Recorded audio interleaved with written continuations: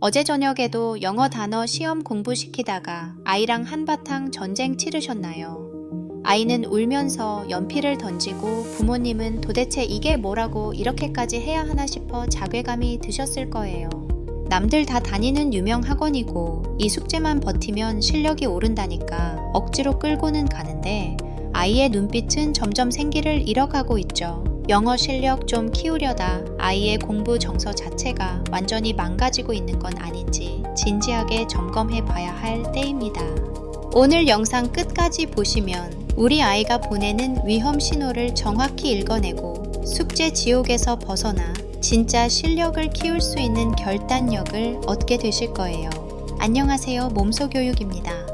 오늘은 초등 영어 학원 숙제 지옥일 때 그만둬야 할 신호에 대해 알려드립니다. 이 영상을 꼭 보셔야 하는 이유는 아이의 영어 레벨 테스트 점수보다 더 중요한 공부 자존감을 지키고 입시까지 이어지는 장기적인 학습 로드맵을 재설정할 수 있는 기준을 제시해드리기 때문이에요. 지금 당장의 숙제 한 페이지보다 훨씬 중요한 우리 아이의 미래를 위해 오늘 이 시간 딱 10분만 집중해주세요.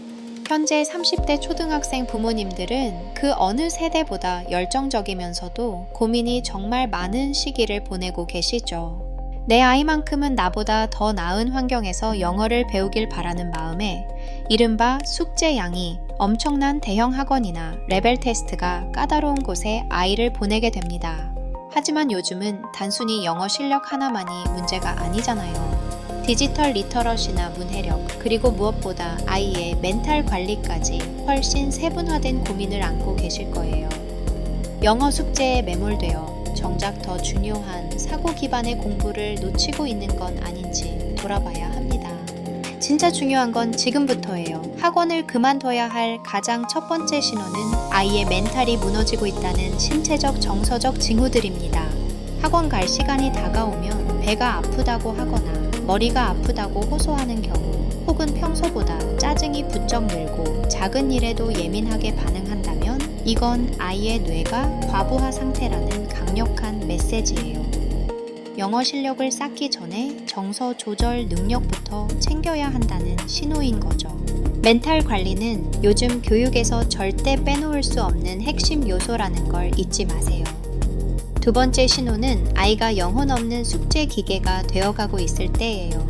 숙제를 하긴 하는데 그 내용이 아이의 머릿속에 전혀 남지 않고 오직 칸을 채우는 데만 급급하다면 그건 공부가 아니라 노동일 뿐입니다. 특히 문해력이 뒷받침되지 않은 상태에서 어려운 영어 지문만 달달 외우게 하는 방식은 오히려 아이의 사고력을 가로막는 독이 될 수 있어요.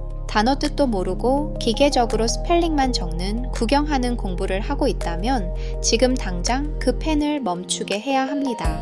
세 번째로 가장 위험한 신호는 바로 부모와 아이의 관계가 숙제 때문에 완전히 무너지고 있을 때예요. 영어를 잘하게 하려고 학원에 보냈는데 정작 집에서는 매일 소리를 지르고 아이는 방문을 걸어 잠그는 상황이 반복된다면 이건 주객전도가 된 거거든요. 30대 부모님들은 미래를 위해 지금의 고통은 감수해야 한다고 생각하시지만 초등 시기 부모와의 신뢰 관계가 깨지면 나중에는 영어뿐만 아니라 입시 전반에서 그 어떤 공부도 손을 쓸 수 없는 상태가 됩니다.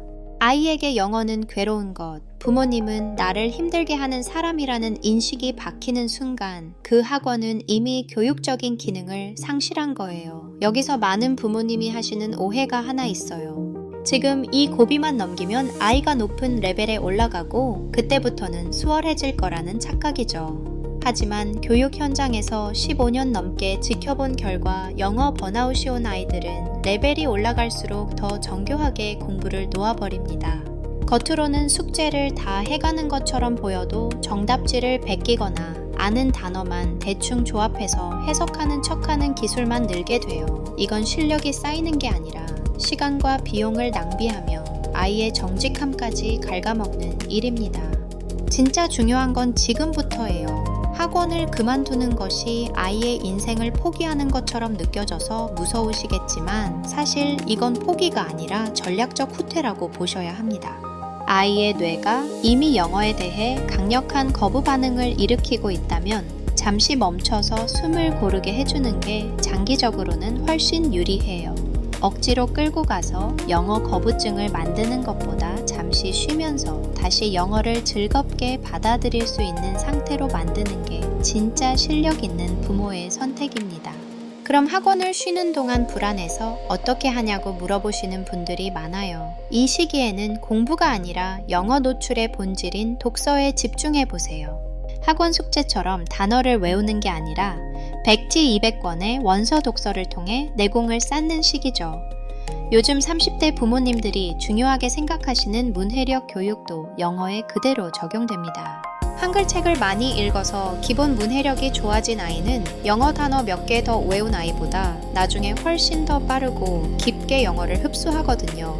실제로 숙제 지옥에서 벗어나 한 학기 동안 집에서 좋아하는 영상과 원서를 즐겁게 접한 아이가 나중에 다시 학원에 갔을 때 이전보다 훨씬 높은 집중력을 보이며 성적이 수직 상승한 사례가 아주 많습니다.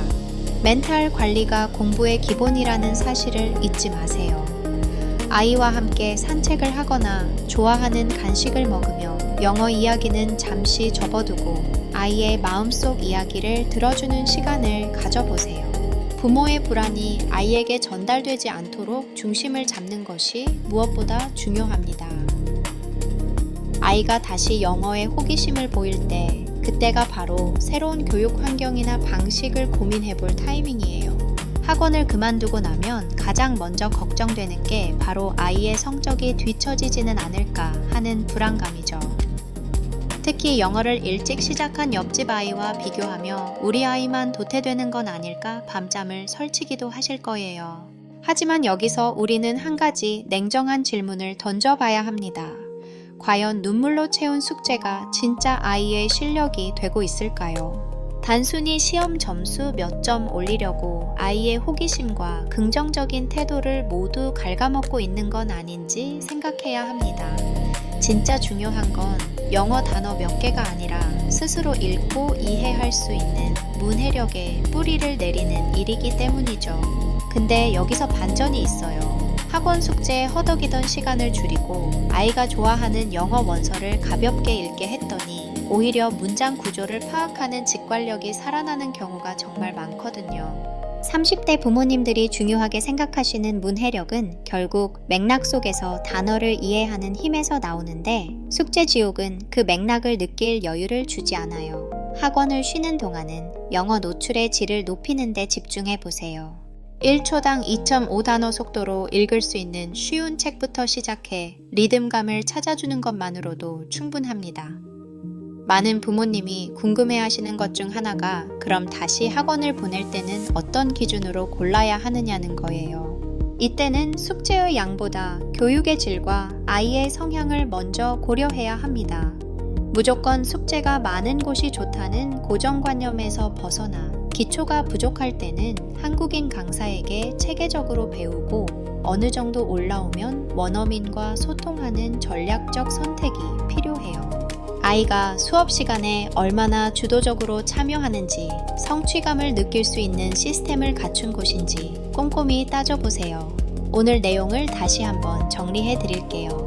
첫째, 학원 숙제가 아이의 신체와 정신을 괴롭히고 있다면 그것은 당장 멈춰야 한다는 가장 확실한 경고 신호입니다. 둘째, 영혼 없는 숙제는 공부가 아니라 노동이며 아이의 문해력 발달을 저해할 수 있습니다. 셋째, 부모 자녀 관계를 망치면서까지 지켜야 할 학원 레벨은 세상에 없습니다. 학원을 그만두는 것은 포기가 아니라 더 큰 성장을 위한 전략적 휴식이라는 점을 꼭 명심하시길 바랍니다. 당장 오늘 저녁에는 아이와 함께 영어책 한 권을 편안하게 읽으며 아이의 표정을 가만히 살펴보세요. 숙제에 쫓기지 않는 아이의 눈동자가 다시 반짝인다면 여러분은 이미 가장 현명한 교육적 선택을 하신 겁니다. 우리 아이의 속도에 맞춰 천천히 하지만 단단하게 걸어가는 모든 30대 부모님들을 진심으로 응원합니다. 오늘 영상이 도움이 되셨다면 구독과 좋아요 부탁드리고 여러분의 고민도 댓글로 편하게 남겨주세요. 아까 제가 처음에 말씀드렸던 것일의 울음소리가 이제는 즐거운 영어 대화로 바뀌는 날이 곧 올 거예요. 다음번에도 유익한 영상을 가지고 오겠습니다. 시청해주셔서 감사합니다.